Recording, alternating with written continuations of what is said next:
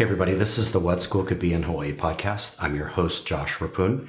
This is another on the road episode, and today I'm at Asset School with former head of school, Paul Singer. Paul, welcome to the program. Good morning. Thank you. So Paul, I want to start with your history, going all the way back to when you were a little kid.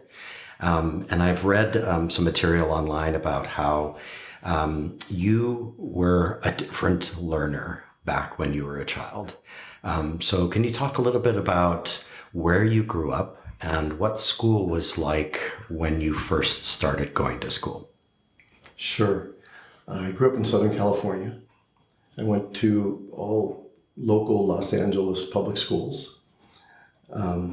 Originally, my family came from Pittsburgh, Pennsylvania. Came across country when I was about 3 years old. Did the preschool thing in LA and then started kindergarten at a local public school. You said I was a different kind of learner. I guess I was a different kind of learner because school from the very beginning was a struggle for me. And I can't tell you exactly why, but it just was. By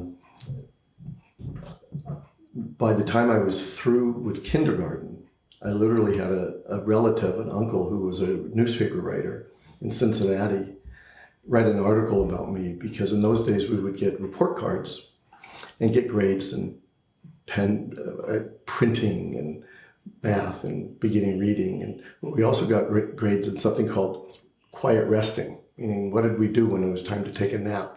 I napped. I got an A in quiet resting, but that was the only A I got. Wow. And he used that to write a newspaper article about me. And I've looked back at that article a few times. And in that article, he mentions the fact that I have two older sisters. And he says it's obvious at age 5 that Paul is not going to be the scholastic hotshot of his two older sisters. So obviously, the adults in my life at that time were not seeing the spark that they were looking for in a young child or a young learner that they were accustomed to seeing from my sisters. And to me, I look back and I say, well, they didn't understand some of the developmental differences between boys and girls and the fact that boys kind of do lag behind a little bit. But again, going through kindergarten, first grade, second grade, by second grade, I recognized that I was always in the lowest group because we were grouped homogeneously. So whether it was reading, whether it was math, all of my friends, which were neighborhood kids that I hung out with, were always in other groups. I was never with them. And I started to assume it was because they were simply smarter than I was. So those feelings of inferiority started really early, low self-esteem, that sort of thing, and undermined my either desire or my willingness to make the effort that was necessary to try and succeed at school because I knew that I just couldn't do it. I focused on what I was good at.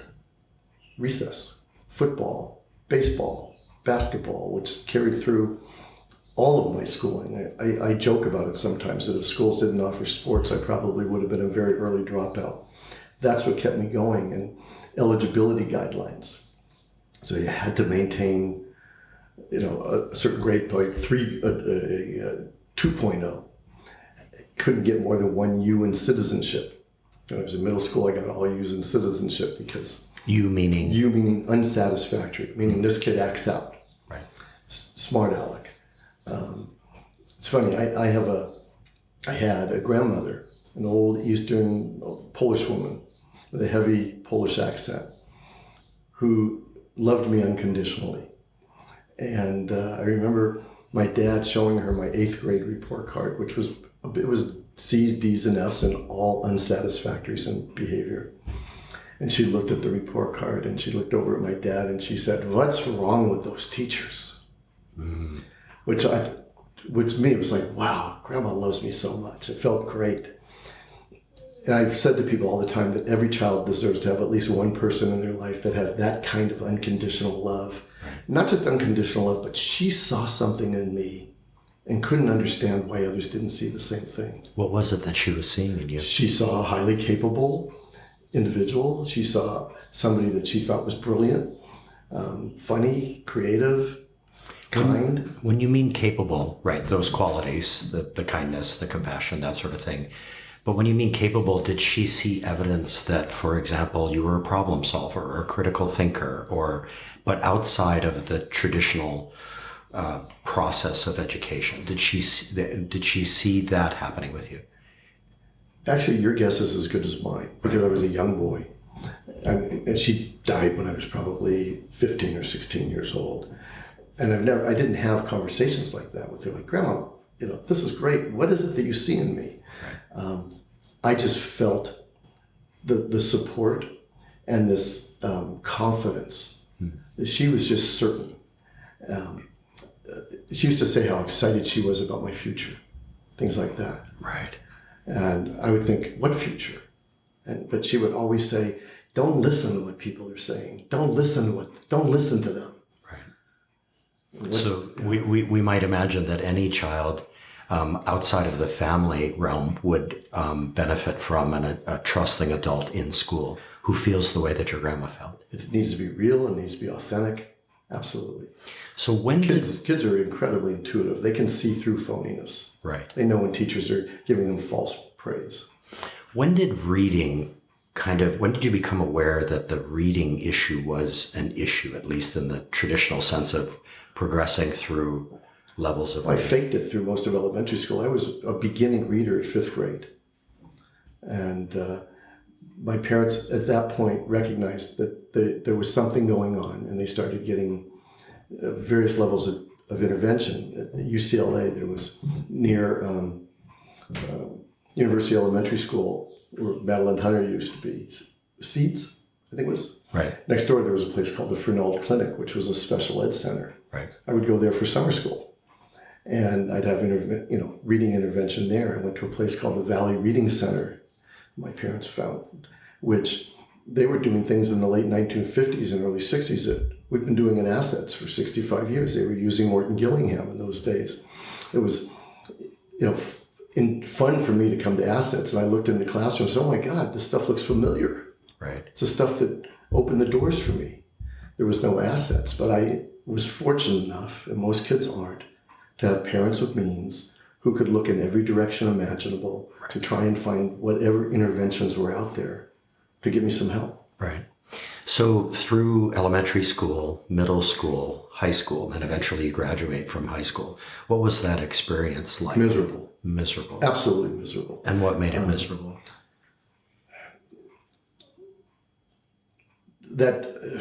It's difficult to articulate, but that feeling of dumbness, feeling that I'm going nowhere. So, I had these unrealistic expectations and beliefs for myself. I just convinced myself that I was going to be a professional baseball player. And so from 6th grade on, if anybody said, what's your future look like? You're going to be a dentist like your dad. I said, no, I'm going to be a baseball player. And I believed that all the way into my freshman year of college, which was a community college because I couldn't go to any four-year university because of my grades. And I played baseball my freshman year, but I also realized during that year that these guys, they were all getting better and better at each level, and I wasn't. I went about as far as I could go. And I'm proud of the fact that I made it on a freshman team at a community college, but I wasn't going beyond that. And my mother was my backbone my freshman year and my junior year in college, just as she was all through high school. She would sit with me, help me with assignments. She would edit my papers, not criticize them, but edit them and sit with me and say, what are you trying to say here? And I'd verbally express it to her, and she'd say, well, let's look at what you said and what you just told me. And let's try and get what you just said on paper, because what you said beautifully. When you wrote it down, it didn't come out the same way. She wouldn't criticize it, but she would say it very tactfully. And freshman, sophomore, it was probably my junior year in college before I really started taking off on my own. And why did it happen then, or what happened? I had a sociology class called Sociology of Sex Roles. And I had a professor that I thought was incredibly interesting. I had to write a paper in that class. I had to do a little research paper. And I was selling shoes at J.C. Penney's at that time. Wow, really? Part-time. I used to tell people I worked at a fancy place called Jacques Panay. And they'd say, I've never heard of that. And I said, well, some people call it J.C. Penney. Right. And I wrote a paper called Sit Like a Lady, which was, in the subtitle was a sociological look at the life of a shoe salesman. And I was looking at gender stereotypes by the types of shoes parents would select for their children. And I had fun with it. And it's the first time I ever did anything for school that I actually had fun with. I had a glossary in the back with pictures of shoes. I made a shoe dictionary. I remember there used to be a thing called a saddle shoe. I called it a bisexual saddle shoe because it could go either way, buy them for girls or boys. And my professor called me and asked me to go to her office, come see her in her office. And I was very nervous because I was convinced that she was going to tell me that I completely messed up on this paper and was going to have to redo the whole thing. And she called me in and told me that she thought the paper was publishable. Wow. And I said, I reacted the way you just did, basically. Wow. Okay, let's publish it. Well, you're going to have to do some rewriting. And I said, well, am I going to get an A on the paper without the rewriting? She goes, you're going to get an A in the paper. It's phenomenal. But you have to rewrite it by following these certain guidelines in order to submit it for publication. I said, if I'm getting an A, that's good enough. I was too lazy. I said, I don't want to publish it. So I didn't. But I left there thinking, I can do this. I did that one on my own and pulled it off. And simply because it tapped into an area that seemed interesting to me. Mm-hmm.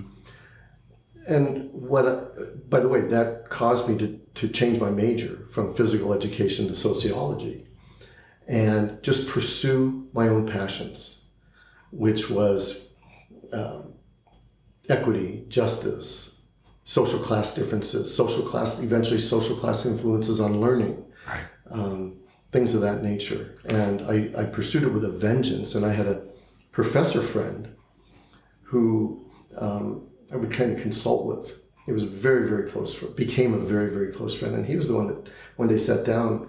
I was working at a place called 5 Acres in Altadena, California, which is a residential facility for boys between the ages of 8 and 12. I lived there 4.5 days a week, and I'm a young guy living there. And I was sitting with my professor friend, and I said, I have no life.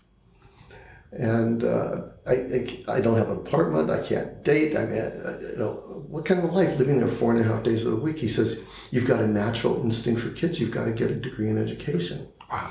And I said, I don't think I could get into graduate school. I don't think because my undergraduate grades were okay, but not graduate quality. This is where you can get into the topic of white privilege. Because all I know from that point is that 2, 3, 4 weeks later, I got a letter from the university without applying saying you've been conditionally accepted into the master's program. Conditional meaning I had to get through the first year with a 3.0. What he did, I have no idea. And that's the same program that 3 years later, I was teaching in. So I went from that 1.9 at my high school graduation. 6 years later, I was teaching in a state university. But I had a lot of support along the way and people that were I was lucky.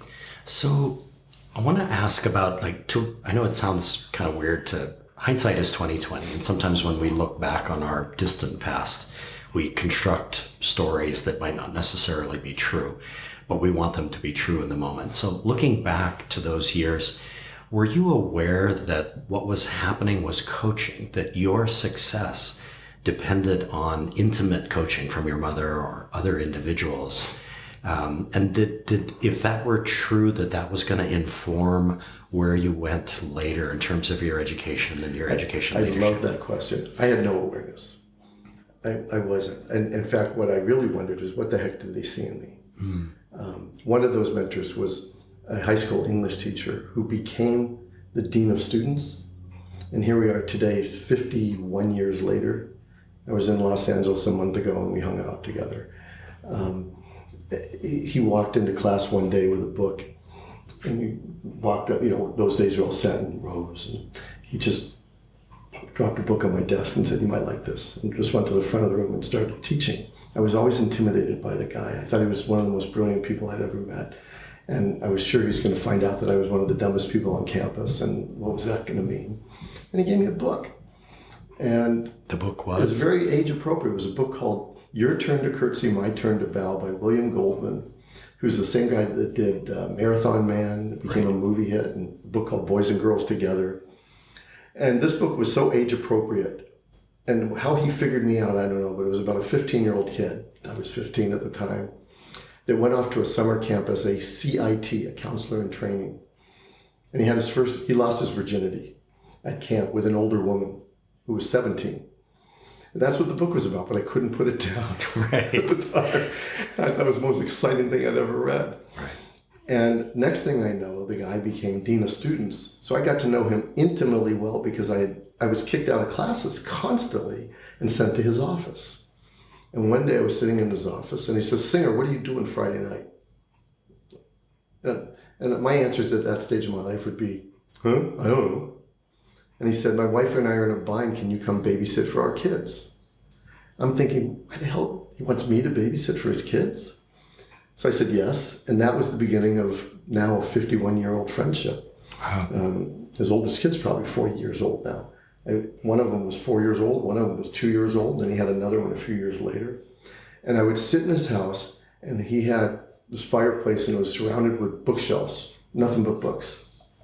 I started looking at the books and thinking, I need to look at the covers, do something so I can talk to him about these books so he doesn't find out how stupid I am. Right. And I'd pick up something like Catcher in the Rye. And I'd look at the back and read all of it. So when he and his wife would come home, I'd say, oh, I see you have Catcher in the Rye. Oh, I read that book. Right. Even though I hadn't read the book. But that conversation would cause me to leave and go get the book and read it. Right. Because I didn't want, his name was Dan. I didn't want Dan to find out that I was a fraud, that I was faking it. And I started reading. So it was a huge Wow, influence. that's amazing. Yeah. I had a teacher at Punahou School where I went to high school. I did not have a reading issue. I was actually a pretty heavy reader right from a very young age, but he sensed something about me and the way I saw the world, and he gave me Bury My Heart at Wounded Knee by Dee Brown. Wow, powerful book. Very powerful book, and my life sort of flipped on a dime at that point. So those moments are remarkable moments in people's lives. So I want to ask, fast forwarding a little bit into your graduate work and the degrees that you obtained. So to what extent did that graduate work ultimately inform your work later as an educator and an education leader? Significantly. My first master's degree was in social and philosophical foundations of education.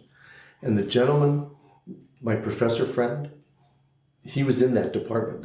And that's the department that I took the master's in. And the readings that I did, the studies that I did, the professors that I had, that department, it was all stuff that I just inhaled. I loved it. It made sense. It seemed relevant at the time. And then a couple of names jumped out that just grabbed me. And I ended up reading, and if they were still writing, I'd still be reading everything, like Jonathan Kozol, who did Death at an Early Age and Savage Inequalities, and the list goes on and on and on. And I wanted to make a difference. I still want to make a difference, but I'm discouraged today. When I look at what's happening nationally in our country, I view it as sort of an indictment of our educational system, that we've allowed this country to get to a place where we're seeing democracy beginning to slip through our fingers. And I think that as educators, we have to hold up a mirror to ourselves and say, what have we done? I think what I'm really interested in is this process where you come to relevancy, where you understand that what you're working on is relevant, and that as a person you sort of flip out of irrelevancy into relevancy. And what you're describing to me is a moment where everything suddenly seemed to become very relevant, and then you say you started to inhale everything that was coming at you. I looked at the people around me in graduate school, and I realized I could hold my own with them. I went in intimidated. And I can't tell you the exact moment. I can't tell you exactly where that epiphany came from. But one day I realized I can handle any of these guys. And I can debate with them. I get it. And in fact, some of these guys, I don't think they're very sharp. And it just, somewhere along the way, I just felt I could hold my own. And I had a similar experience. I went back and got my undergraduate more than 15 years after I graduated from high school.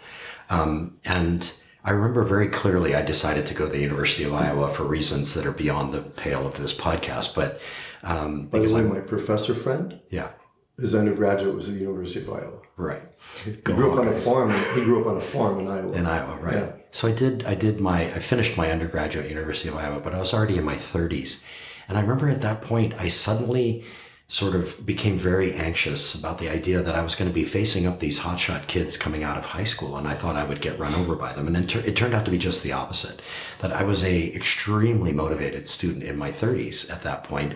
I was paying my own tuition, and I was just absorbing knowledge like a sponge, to use the cliche. And so what I'm interested in is the idea that we can move the timeline of relevancy up, even to, maybe it's already the case for kindergartners and first graders and second graders. In other words, we don't want to wait until much later in adulthood for you to flip into relevancy. You want to actually be working on what's relevant very early on. Right. And that's part of, it sounds like, the work that you're doing as you move forward as an education leader. Yeah, the key is early intervention, but it's not a simple key, and it's not just something that's going to happen in individual classrooms. One of my first teaching jobs was at a school called Murchison Street School, which is in East Los Angeles, right by County USC Medical Center. I would sit in the faculty lounge at that school and hear teachers make a lot of very, very derogatory comments about the kids and the parents. Right. The school was 100% Latino. In those days, it was Chicano. And all of the students lived across the street from the school in these projects called Ramona Gardens. So I started asking, what's the big deal? What is it about these people you don't like? And they said, well, they don't care. They don't love their kids. They don't care about education. They don't care about social mobility. They're in these projects. Their kids will be in these projects. Nothing's ever going to change. How do you know? Nobody comes back to school night. So there was another teacher there, a guy named Eric, that I became friends with. We decided to hold a back to school night in the projects, not at the school. Potluck. Truth of the matter is, it was his idea. I'm just patting myself on the back for saying, good idea, Eric. Right. It wasn't really my idea. Yep. So we decided to do this. The whole faculty said, you guys are crazy. You're going to get killed. You're going to do a nighttime back to school night event in the projects. You're going to get stabbed. You're going to get shot. And he said, well, we'll see. So we found one parent that basically agreed to have it in front of her residents there in the projects. From 2 classes, 100% turnout. Wow. We broke bread together, we drank beer together, actually drank a lot of beer together. We talked, and we spent most of the night listening. And we left unscathed, and we looked at one another, and we realized we had just met with a group of people who loved their kids as much or more than any families, any parents we'd ever met. Want their kids out of those projects, want their kids to experience social mobility, maybe not in the same sense as a middle-class parent who where the father is an accountant and wants his kid to be a surgeon or something. These kids' success meant living outside the projects and being able to support themselves. Pay rent. But they wanted them out. So what was the problem? The problem was they didn't trust the school. They didn't see this, they saw this cold kind of bureaucratic structure, and they didn't see the teachers or the administrators as advocates for their children.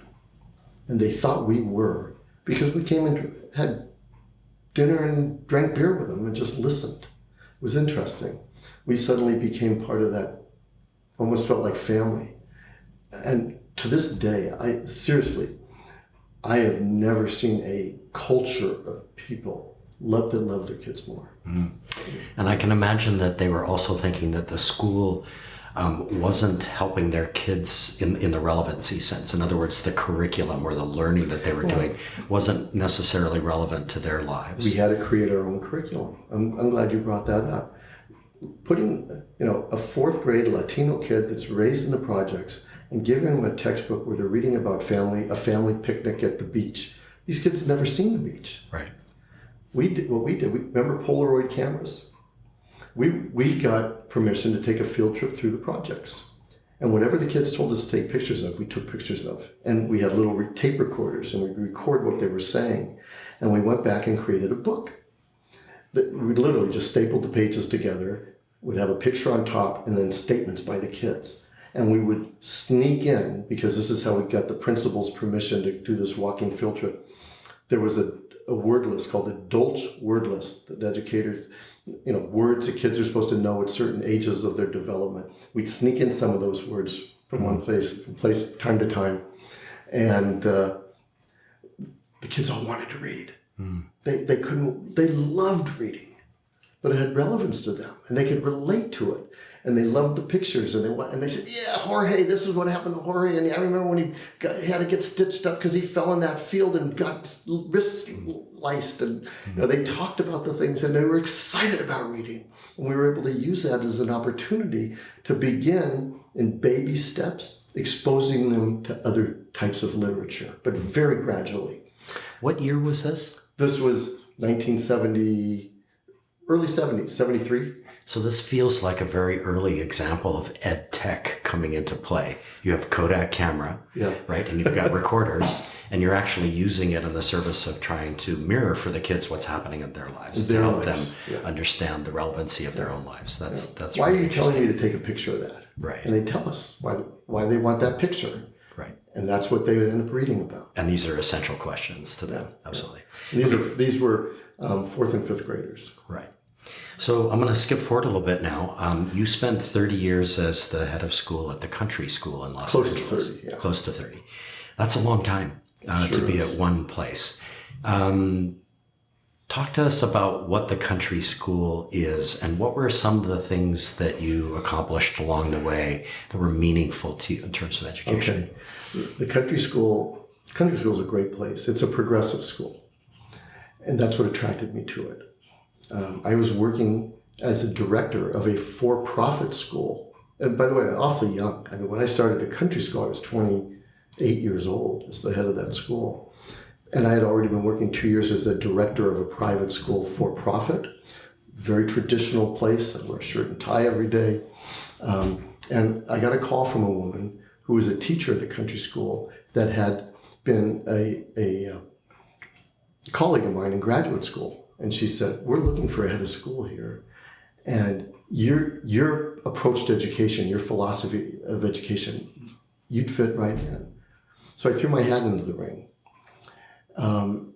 It was difficult because they didn't want to hire me. They thought I was too young.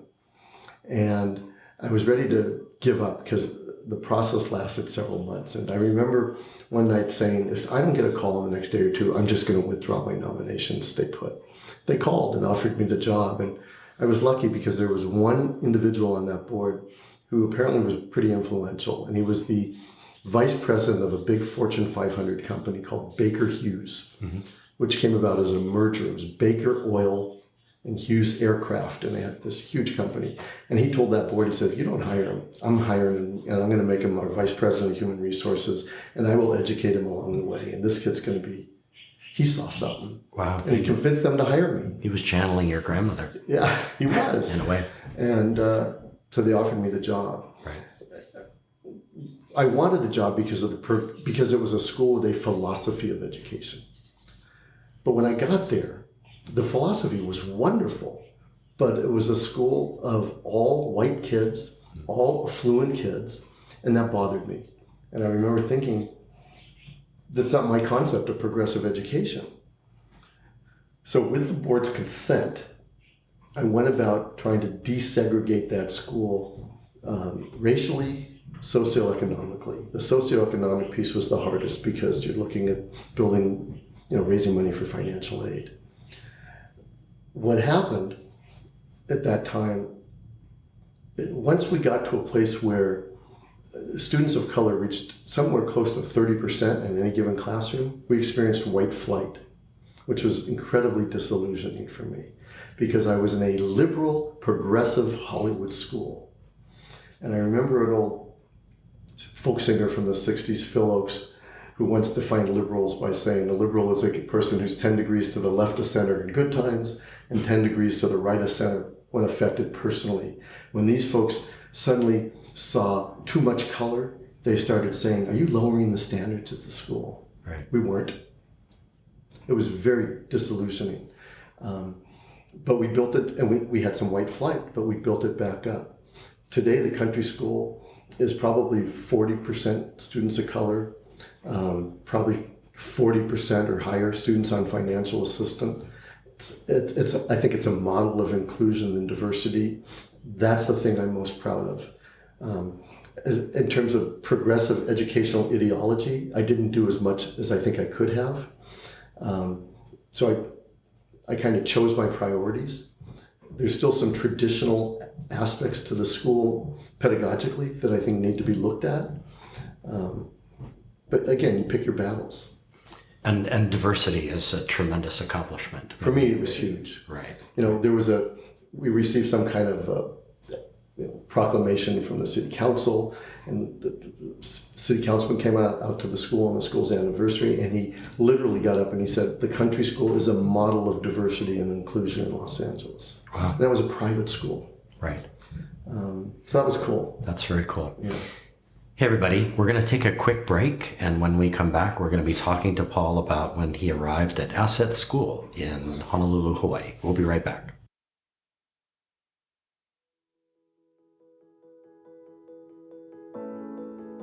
Imagine a place where students use media, creativity, communication, and critical thinking to make stories come to life. A place where authentic audiences are enlightened by the kids who live there. Hawk Media Productions at Kealakahe Intermediate School, located in Kona, Hawaii, is an example of that place where students strive daily for the summit.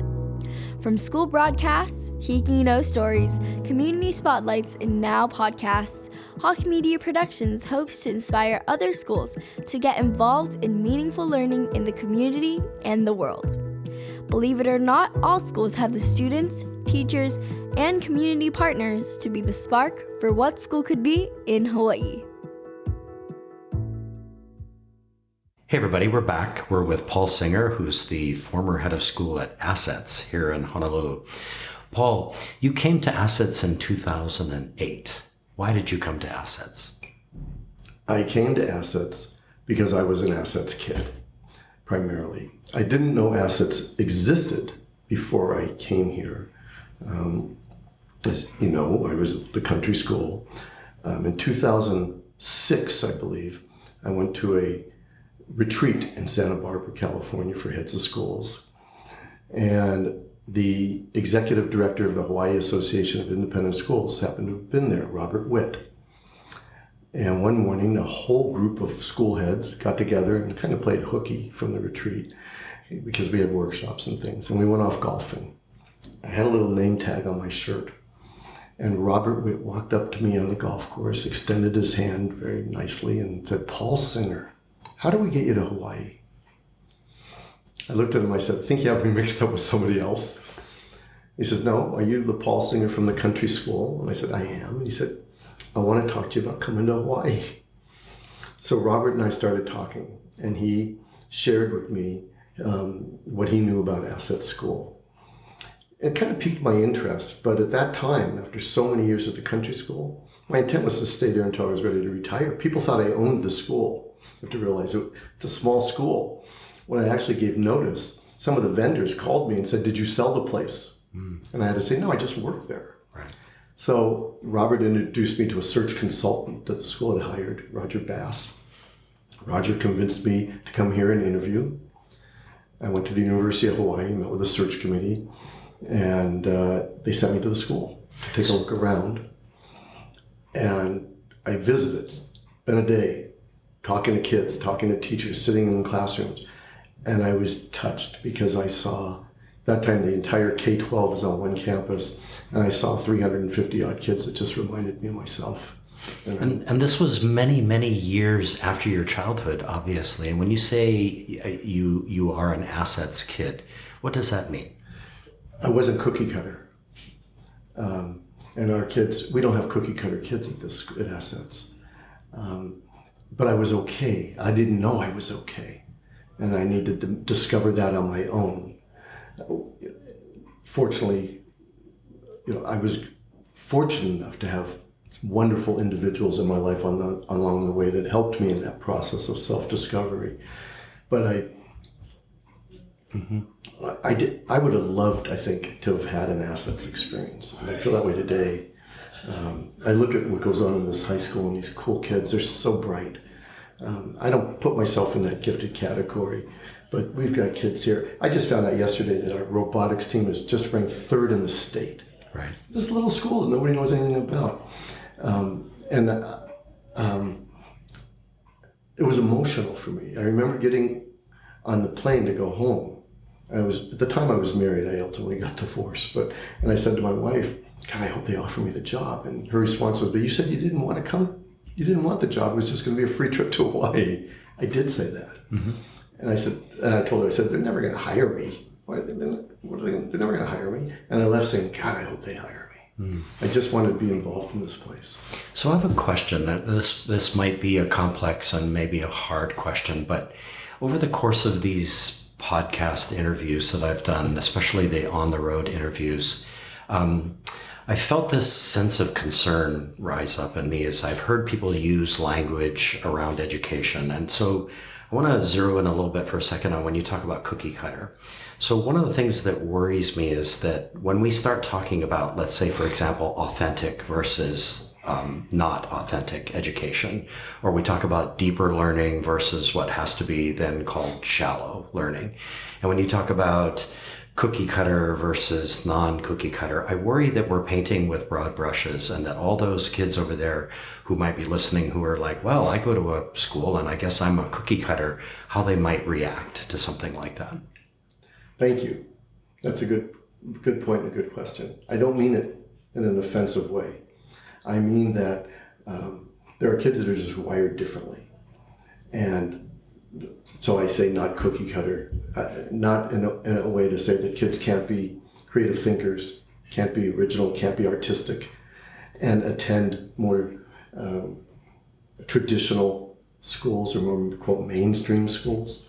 But we just have a group of kids that are wired differently. So I want to talk a little bit more about this, but let's just take a second to make sure that we understand what Assets is. So what is Assets' mission? What was its mission, or what is its mission as you were the head of school for the number of years that you were? And who's the population that it serves? Just so we know exactly what the context is. Number one, I have not altered the mission. Mm-hmm. It's a school that serves kids that have been diagnosed as gifted or dyslexic, or gifted and dyslexic, or kids with other language-based learning challenges. So there's kids that are dysgraphic, things like that.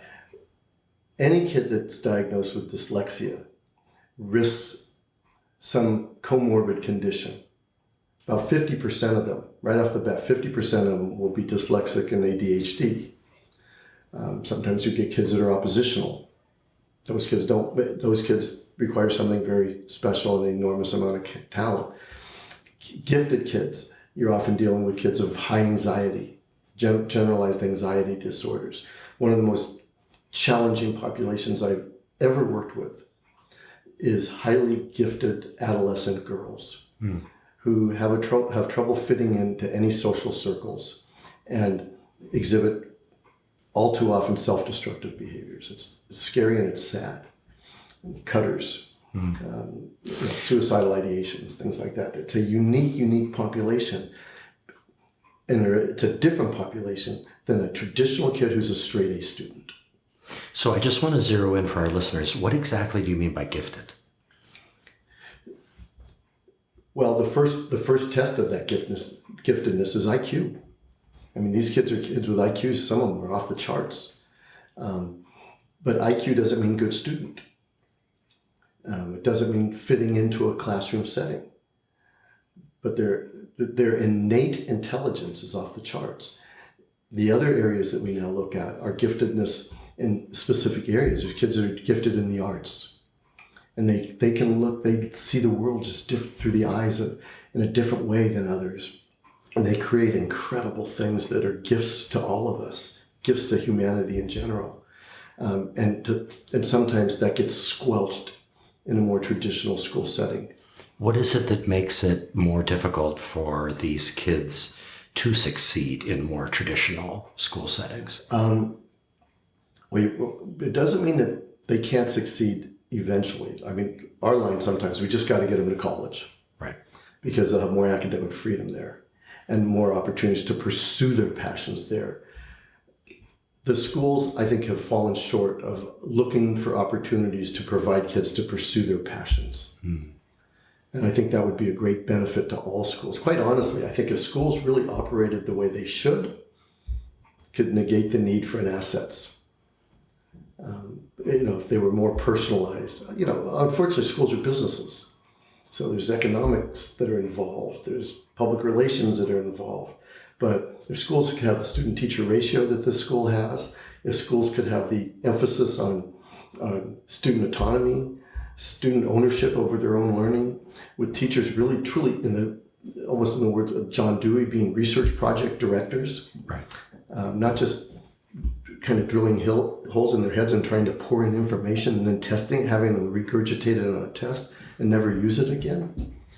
I think if schools really did things in a relevant way to the kids, probably wouldn't need to have an assets. So that begs the question then that assets, and by any measure, assets has been quite successful. I mean, now you have a second campus. You've moved your high school off of the original campus, and now it has its own campus, and you've got extensive plans for the development of assets as a school.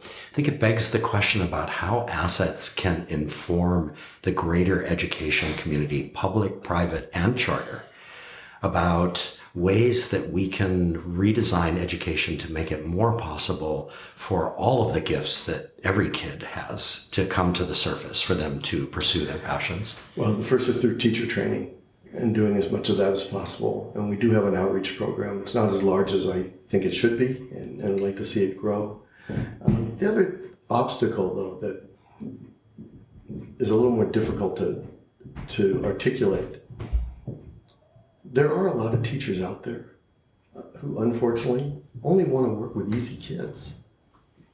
And kids that are true challenges for them, they just assume not have them around. And a lot of our kids are not easy. So by easy, you mean easy to get along with, compliant. no diagnoses. They have a regular reading level, regular understanding level. They move through the system. They're the kids that teachers like to say, "Good Paul. Look how nicely Paul's behaving. Right. What a sweet boy. He always gets his work in on time." Right. They love kids like that. And they're wonderful kids. I have nothing against them. But there are teachers that just don't want to work with this population. And they're in all schools. And some are in those schools because they don't want to work with these types of kids. Right. So it seems like professional development has sort of two challenges ahead. One is to train teachers to actually do the kinds of things that are necessary to make it possible for kids with these various elements of their lives to succeed, right? And then on the other hand, it's actually changing a mindset where everybody is, it's an equity thing, where everybody feels the necessity to include all learners in their classrooms. In other words, they're not defaulting to the easy. It'd be like being a physician and saying, I only want to work with the following types of clients. Right. And whatever this one's ailments are, let some other doctor handle it. I don't want to deal with that stuff. Mm-hmm. No, they embrace a profession. And the challenge and the excitement of watching a kid that may come to them with feelings of alienation and despair and anger sometimes, and watching them progress to a place where they're optimistic and they see the light at the end of the tunnel. It's very exciting. Mm.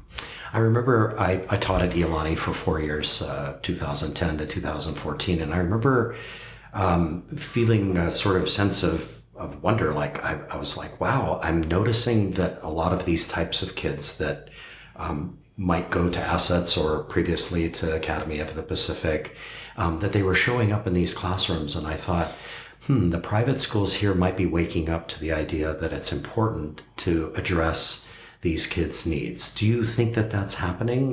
To what extent is that happening? Not enough? A can of worms, Josh. Yeah. I do think it's happening. Right. Not to the extent that it needs to, but you have to look at why it's happening. And I'm not 100% sure it's always happening out of a altruistic, decision to do right educationally by whatever range of learners schools are working with. I think that there's economic reasons that it's happening. Enrollment demographic changes going on. Right. Applicant pools declining, so schools are suddenly willing to take kids that they weren't willing to take 5 years ago. Right. There's a lot of, and they're saying, well, if we're going to take them, we have a moral obligation to find a way to make this experience for them as positive as possible. Right. Right. So I think there's other factors. So do you feel hopeful as we move forward into 2020? I do. I feel hopeful because of my involvement with HAIS and the school heads that I've met through HAIS as some of the HAIS is the Hawaii Association of Independent Schools. Association of Independent Schools, and I'm the current president of the board.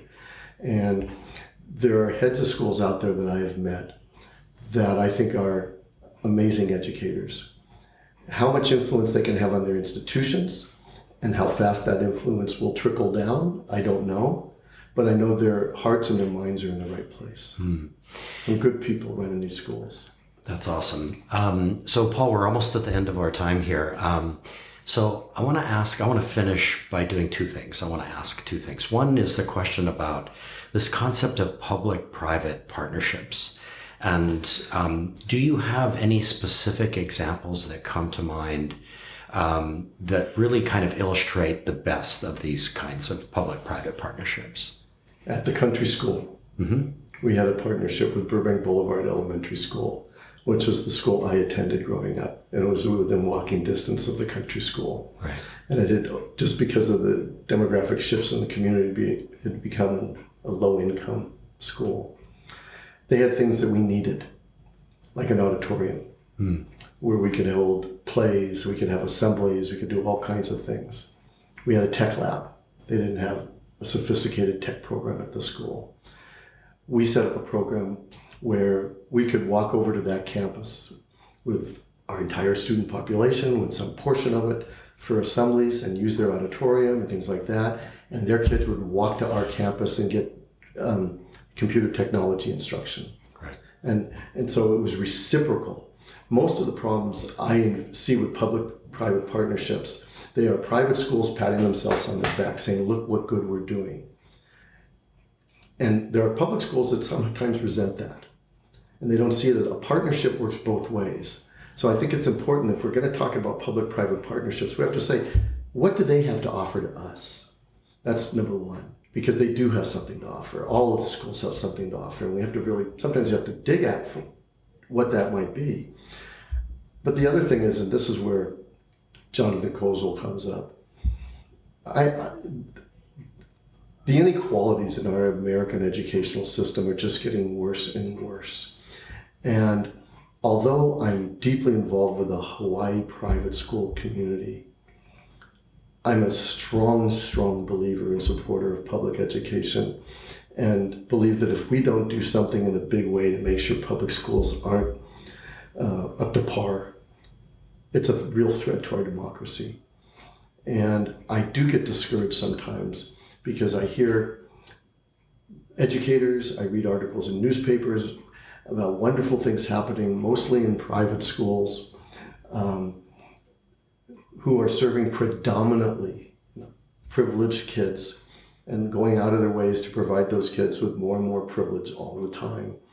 And there is some wonderful things happening in public schools that are being overlooked. Right. And that saddens me. Right.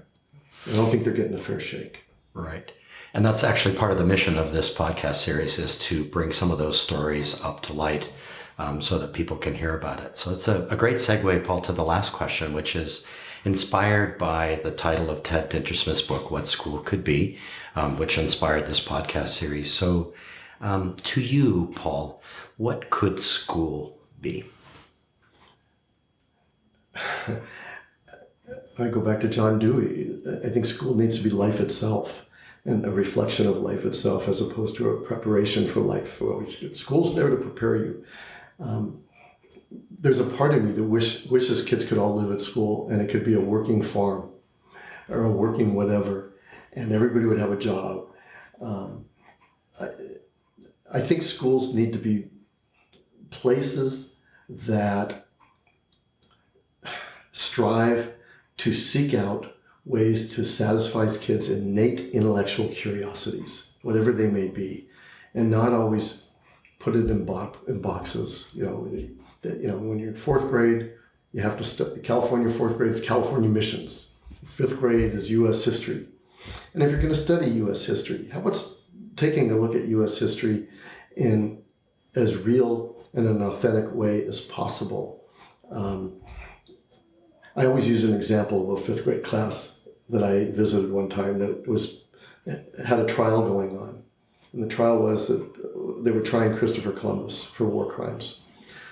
I don't know whether they found him guilty or innocent, but as part of their history textbook, they read journals by Columbus, in which he described the inhabitants of this new land that he found in a very animalistic fashion, like they weren't human beings.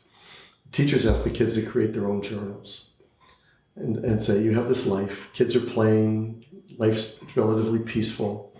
You see these ships coming up on shore. How did your lives change when those people got off those ships? Wow. And the kids decided after going through that exercise to put Columbus on trial. And they had a parent who was an actual judge come in with robe and everything and play the role of judge. They got 12 parents, jurors. They had 6 kids that formed a defense team, 6 kids a prosecution team. So they had to do a lot of research because they had to argue both sides. And again, I don't know how it came out. That's good education, in my opinion. That's what school could be. Yeah. Reminds me of when I was teaching at La Pietra on my U.S. history students, we decided to put Abraham Lincoln on trial for suspending habeas corpus during the Civil War, or at the beginning of the Civil War. And I had a friend who was a circuit court judge, and we actually went down and tried it in front of him in his court. And the girls, that was the most relevant possible moment of their lives that they were arguing, and that he honored them by actually rendering a verdict. Instead of saying, well, you guys were both wonderful and all of that, he actually rendered a verdict right there in front of them. So it's that, to me, that's what school could be. Because that's making school and life one and the same. Right. I think it's very exciting. Right. It's good stuff. That's fantastic. Yeah. Paul Singer, former head of school at Assets, thank you so much for this time today. Thank you, Josh.